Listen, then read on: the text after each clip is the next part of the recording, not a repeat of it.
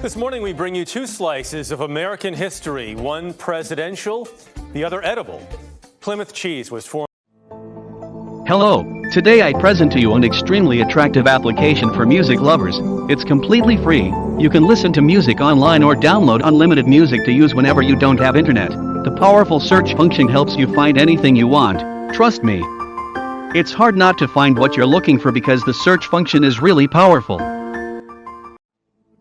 Application download link is attached in the description of the video. I'm pretty sure you'll like it.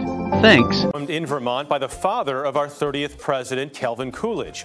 In the building next door, Plymouth is also the place where Coolidge was sworn in, famously in the middle of the night after his predecessor died suddenly. One part of Plymouth, the presidential site, has barely changed at all since 1890. The same can't be said for Plymouth cheese, which has gone through its shares of ups and downs, but is now shepherded by a husband and wife team who have brought back its glory days, while setting a path forward for other artisans and farmers across the country. Why cheese? It's a time capsule. It's more than a piece of cheese. It's a piece of American history. A dozen years ago, Jesse Warner took on a monumental job. Revive the nation's second oldest cheese factory, Plymouth cheese. So it's interesting with cheese because we have to be thinking like, what was it like 1 year ago when we made this cheese, especially artisan cheese? And what were the cows eating that day? What was the temperature? What was the humidity? It all has an effect. Oh, it's like the cheese you normally have, but way better. Thanks. Warner uses original recipes from 1890, when John Calvin Coolidge Sr. established the company in the same building Warner still uses today. At this place, history, farming, and food converge. That was film footage taken in the summer of 1924. In the building just a stone's throw from Plymouth cheese, John's son, Calvin Coolidge, was sworn in as the nation's 30th president in the middle of the night by kerosene lamp after Warren G. Harding died suddenly.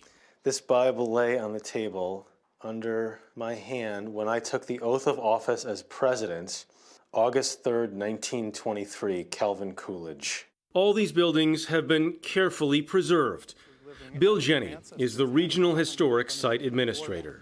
Everything we're seeing now, walking down this road, is as Calvin Coolidge saw it. Right. It really is like walking back in time. It is, especially in the early evening. You can walk down the street and almost imagine Coolidge right beside you. What does it mean to have the cheese factory back? Cheese factory is a great part of the historic site. Cheesemaking in Vermont was born from necessity. Farmers had no way to get the milk they produced to cities without it spoiling, so they turned what they couldn't sell into cheese to extend its shelf life.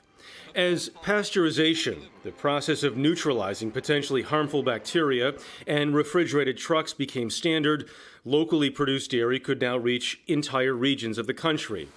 From there, mass production took over. And by a generation ago, local cheesemaking here was almost lost forever. Cheesemaking in Vermont effectively disappeared and then has now come back to the point where more cheese is being made in Vermont than per capita in any other place in the country. How did that happen? I think we've had a real food renaissance recently. Certainly it started happening with a lot of back to the landers in the 80s. Including your parents? Yeah. Warner grew up on a small farm in northern Vermont. In 2009, he leased the old Coolidge building from the state and began rebuilding Plymouth cheese bit by bit. Today, he and his wife, Sarit, run an operation that is bursting in popularity. Every detail is authentic, from the taste to the throwback packaging. These stencils are actually from the turn of the century. I was very inspired by this graphic language, and so we built upon that to make our new cheese boxes. It is a far cry from Sarit's days working in the New York City fashion industry. As I like to say, the fashion snobs have nothing on the cheese snobs, but the fashion snobs have nothing on the cheese snobs. But it's a great, no, people care very deeply about being a part of the artisan economy of this country, and so do we. But the people, the cheese snobs who are coming here, I mean, some people just pulled up. I mean, they're not the people who are buying $5,000 Oscar de la Renta dresses. right? They just want quality food, They want quality food. They want real food. They want quality food. They care where their food comes from, who's making it, and you know what? They can taste the love and the passion that goes into this. How's it going? Good. In Plymouth, Werner has gone out of his way to support local dairy farms, including the one owned by Seth Leach, who was a 7th-generation farmer. If it wasn't for him, what would happen to you? My path would be a little tougher moving forward, for sure. Tougher as in you may have had to shutter the farm. Oh, yeah. Thanks. Let me know about next week. The trends in dairy farming nationwide are not good, which is why it's so remarkable to see a business like this succeed against the odds. A lot of people don't understand how cheese is made. It's quite simple at its root. There's only 4 ingredients in cheese. It's milk, culture, salt, and enzymes. And out of those 4 ingredients, you can make thousands of different types of cheese. So what part of the process are we in now? This is toward the end. It's like he's making fries. Yeah, they look like French fries. Yeah, they look like. Yeah. This is the part when we're starting to add the salt. Salt is very important for cheese making, for preserving, and for flavor. I never knew what a workout making cheese is. This is the fun part. And by fun, you mean? It's like one of those things you name for the opposite. Some people, I think, stay away from cheese because they don't think it's the healthiest option. No, it's definitely the healthiest option. It is? It is. Raw milk, whole milk cheese is definitely the healthiest option. Okay. I mean, it's a true expression of the natural environment.